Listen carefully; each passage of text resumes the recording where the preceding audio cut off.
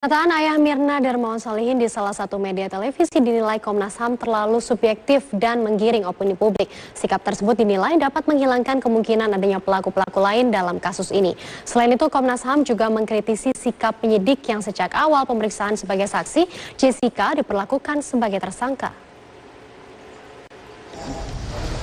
Ada status Facebooknya Krisnamukti yang mengatakan bahwa ada yang bohong di TV, makin banyak ngomong makin ketahuan, kan kami belum mengeluarkan bukti.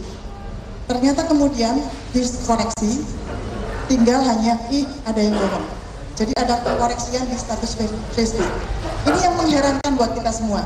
Seorang penyidik bisa melakukan hal-hal yang sebetulnya tidak bisa dipublish kepada media. Jadi ini memang gejala apa? Apakah gejala narsisismus? Saya nggak tahu. Puncaknya ketika terjadi di ILC, itu sebuah penghakiman yang luar biasa yang disaksikan oleh seluruh orang di Indonesia, yang opini kemudian seolah-olah menjadi sebuah fakta. Ini adalah sebuah trial by the press. Dia adalah korban. Kita sangat paham dan sangat prihatin kepada beliau karena adalah ayah dari korban. Kita semua juga menyayangkan kejadian yang terjadi pada Mirna. Tetapi kalau dia terlalu subjektif, justru akan berbahaya bagi dirinya. Karena kalau itu terjadi, judgment itu terjadi, dia akan menghilangkan pelaku-pelaku, kemungkinan pelaku lain yang seharusnya dia harus teliti. Karena apa? Tidak mungkin pelakunya dan targetnya bukan orang biasa. Harus coba introspeksi. Apa bisnisnya?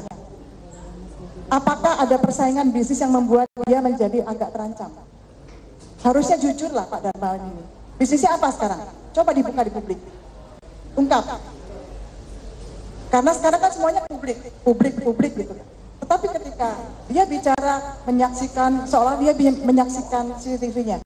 Sekarang saya mau tanya, apakah yang boleh menyaksikan CCTV itu hanya orang-orang tertentu? Apakah kita semua tidak boleh?